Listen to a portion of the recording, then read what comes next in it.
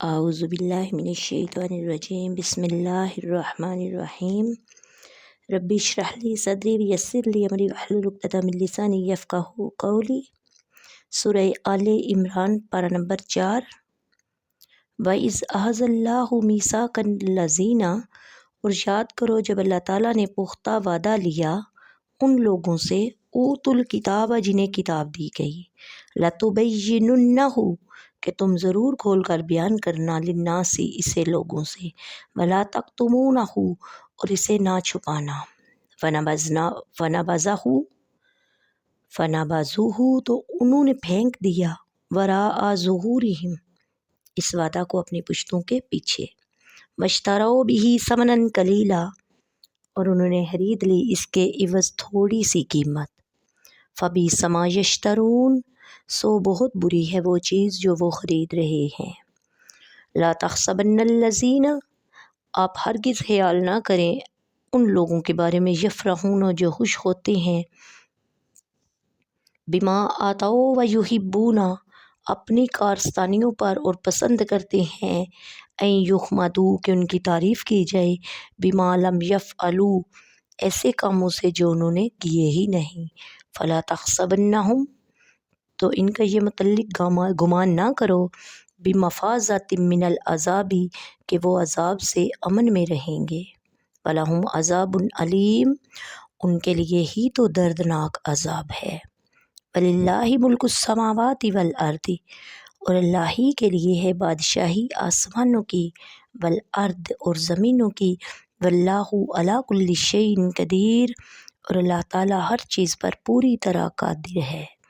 ان فی خلق بے شک خلق السماوات والارض آسمان اور زمین کے پیدا کرنے میں، واختلاف اللیل والنہار رات اور دن کے بدلتے رہنے میں، لآیۃ لأولی الالباب بڑی نشانیاں ہیں عقل مندوں کے لیے، الذین یذکرون اللہ وہ عقل مند جو یاد کرتے ہیں اللہ تعالیٰ کو، قیاماً کھڑے ہوئے، وقعوداً اور بیٹھے ہوئے، وعلی جنوبہم اور اپنے پہلوؤں پر لیٹے ہوئے، ویتفکرون اور وہ غور و فکر کرتے ہیں، فی خلق السماوات والارض آسمانوں اور زمین کی پیدائش میں، ربنا ما خلقت ھذا باطلا اے ہمارے مالک انہیں پیدا فرمایا تو نے یہ کارخانہ حیات بیکار، سبحانک فقنا عذاب النار پاک ہے تو ہر عیب سے، بچا لے ہمیں آگ کے عذاب سے،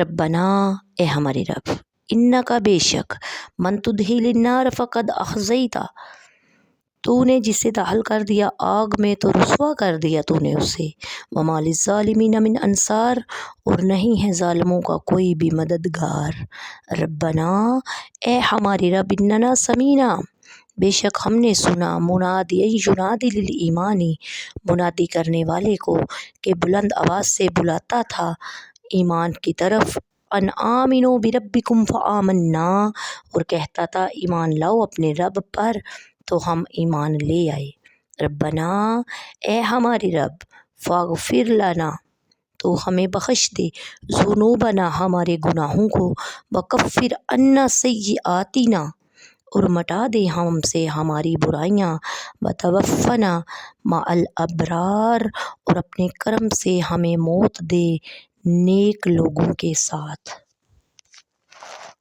بسم اللہ الرحمن الرحیم۔ تفسیر سورہ آل عمران آیت نمبر 187۔ وَإِذْ أَخَذَ اللَّهُ مِيثَاقَ اور جب اللہ تعالیٰ نے عہد لیا، اللہ تعالیٰ نے توریت و انجیل کے علماء پر واجب کیا تھا کہ ان دونوں کتابوں میں سرور کائنات صلی اللہ علیہ وآلہ وسلم کی نبوت پر دلالت کرنے والے جو دلائل ہیں وہ لوگوں کو اچھی طرح واضح کر کے سمجھا دیں اور انہیں ہرگز نہ چھپائیں، لیکن انہوں نے رشوتیں لے کر آپ صلی اللہ علیہ وآلہ وسلم کے ان اوصاف کو چھپایا اور جو توریت اور انجیل میں موجود تھے۔ اس آیت سے یہ معلوم ہوا کہ علم دین کو چھپانا گناہ ہے۔ حضرت ابو ہریرہ رضی اللہ تعالیٰ عنہ سے روایت ہے کہ نبی کریم صلی اللہ علیہ وآلہ وسلم نے ارشاد فرمایا، جس شخص سے کچھ دریافت کیا گیا جس کو وہ جانتا ہے۔ اس نے اس کو چھپایا، روز قیامت اسے آگ کی لگام ڈالی جائے گی۔ لا تحسبن الذین یفرحون بما آتوا، ہرگز گمان نہ کرو ان لوگوں کو جو اپنے اعمال پر خوش ہوتے ہیں۔ یہ آیت ان یہودیوں کے بارے میں نازل ہوئی جو لوگوں کو دھوکہ دینے اور گمراہ کرنے پر خوش ہوتے اور نادان اور جاہل ہونے کے باوجود یہ پسند کرتے کہ انہیں عالم کہا جائے۔ وَلِلَّهِ مُلْكُ السَّمَاوَاتِ وَالْأَرْضِ، اور اللہ ہی کے لیے آسمانوں اور زمین کی بادشاہی ہے۔ اس آیت میں ان گستاخوں کا رد کیا گیا جنہوں نے کہا تھا کہ اللہ عز و جل فقیر ہے۔ ان کے رد میں فرمایا گیا جو زمین و آسمان کے دائرے میں آنے والی ہر چیز کا مالک ہے، اس کی طرف فکر کی نسبت کس طرح کی جا سکتی ہے؟ لآیات لأولی الالباب، عقل مندوں کے لیے نشانیاں ہیں۔ حضرت عبداللہ بن عباس رضی اللہ تعالیٰ عنہ فرماتے ہیں، میں حضرت میمونہ رضی اللہ تعالیٰ عنہ کے گھر رات میں ٹھہرا، اور اس دن سرکار دو عالم صلی اللہ علیہ وآلہ وسلم بھی ان کے ہاں آرام فرما تھے۔ جب رات کا تہائی حصہ گزرا تو آپ صلی اللہ علیہ وسلم بیدار ہوئے، پھر آسمان کی طرف نظر اٹھا کر ان آیات مبارکہ کی تلاوت کی۔ ایک روایت میں ہے کہ تلاوت کے بعد ارشاد فرمایا، اس پر افسوس ہے جو یہ آیت پڑھے اور اس میں غور نہ کرے۔ الذین یذکرون اللہ، وہ اللہ کو یاد کرتے ہیں۔ یہاں عقل مند لوگوں کا بیان ہے کہ وہ کون ہیں۔ ان کے چند احکامات ہیں۔ عقل مند لوگوں کے اہم کام: عقل مند لوگ کھڑے بیٹھے بستروں پر لیٹے ہر حال میں اللہ کا ذکر کرتے ہیں۔ عقل مند لوگ کائنات میں غور و فکر کرتے ہیں، آسمان اور زمین کی پیدائش اور کائنات کے دیگر عجائبات میں غور کرتے ہیں، اور ان کا مقصد اللہ تعالیٰ کی عظمت و قدرت کا زیادہ سے زیادہ علم حاصل کرنا ہوتا ہے۔ کائنات میں غور کرنے کے بعد اللہ کی عظمت ان پر آشکار ہوتی ہے، ان کے دل اللہ عز و جل کی عظمت کے سامنے جھک جاتی ہیں، ان کی زبانیں اللہ کی عظمت کے ترانے پڑھتی ہیں، اللہ تعالیٰ کی بارگاہ میں دوزخ کے عذاب سے پناہ مانگتے ہیں۔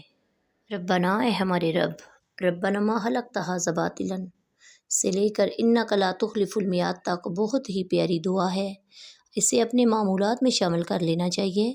ربنا اننا سمیعنا منادیا، اے ہمارے رب، بے شک ہم ایک ندا دینے والے کو سنا۔ اس منادی سے مراد سید الانبیاء صلی اللہ علیہ وآلہ وسلم ہیں، جن کی شان میں داعیا الی اللہ باذنہ وارد ہوا، یا اس سے قرآن کریم مراد ہے۔